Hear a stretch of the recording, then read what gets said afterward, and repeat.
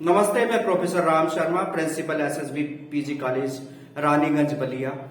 देखिए, हमारे ऊपर जो हम 1000 साल मुस्लिमों के गुलाम रहे, उसके बाद हमने गुलामी जो है अंग्रेजों की झेली।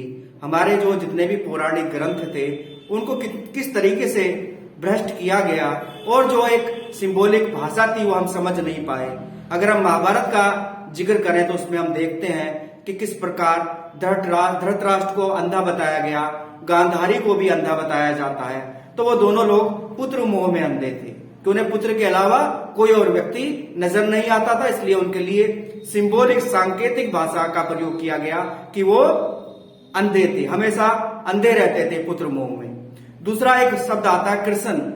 कृष्ण का सही शाब्दिक अर्थ होता है खींचने वाला, जो आपको अपनी ओर खींचे, उसी से ही आकर्षण बना है। कृष्ण से पहले अगर आ और जोड़ दें तो वो आकर्षण बन जाता है।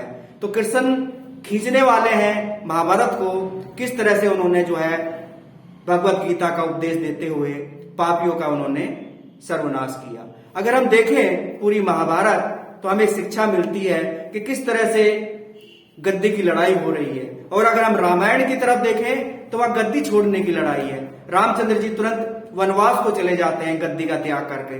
भरत को गद्दी मिलती है, वो भी त्याग कर देते हैं कि मेरे बड़े भाई को ये मिलनी चाहिए, मैं उनकी खड़ाऊ रख के राज करूंगा। लेकिन महाभारत की लड़ाई क्या है? गद्दी की लड़ाई है कि ये मेरा हक है, ये उसे गलत दे दिया गया है। तो उसी में एक सिंबॉलिक घटना और होती है जब अर्जुन प्रण लेते हैं और अभिमन्यु का वध हो जाता है और वो कहते हैं कि मैं जरासंध का शाम तक वध कर दूंगा, और अगर वध नहीं कर पाया तो मैं जो है अग्नि की चिता में जलकर भस्म हो जाऊंगा। उसी में अगर हम पूरी घटना का वर्णन देखें तो उस दिन पूर्ण सूर्य ग्रहण था, सूरज छिपता है। अर्जुन सोच में पड़ जाते हैं कि शाम छिप गई है, जरासंध जो है जयद्रथ का वध नहीं हुआ है, और वो उनकी चिता तैयार हो जाती है, वो बैठने वाले होते हैं। तो पूर्ण सूर्य ग्रहण में क्या होता है? सूरज छिपता है और 10-15 मिनट बाद पुनः उगाता है।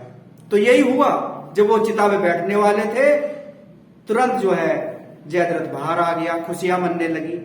तभी जो है सूरज बाहर आ गया और अर्जुन ने जयद्रथ का वध कर दिया। और वध के साथ भी शर्त रखी गई थी कि जो भी उसका जो धड़ गिरेगा, जो उसके पिता साधना कर रहे थे उनकी गोद में गिरेगा, और अगर वो गोद में नहीं गिरता है तो जिसने तीर चलाया है या वध किया है उसके सर के 100 टुकड़े हो जाएंगे।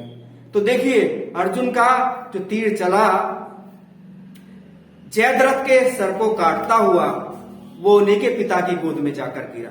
तो हम अपने जो पौराणिक ग्रंथ हैं उनकी सिंबॉलिक लैंग्वेज हमें पता होनी चाहिए कि वास्तविक उनके पीछे क्या अर्थ छिपा हुआ है, तभी हम उनको समझ पाएंगे और जो हमारी नई पीढ़ी है उसे हम समझा पाएंगे। ये हमारा कर्तव्य बनता है कि हम जो है उनके जो सिंबॉलिक इंपॉर्टेंस है वो आज के युग से नव युग के लिए हम प्रयास करें, प्रयत्न करें।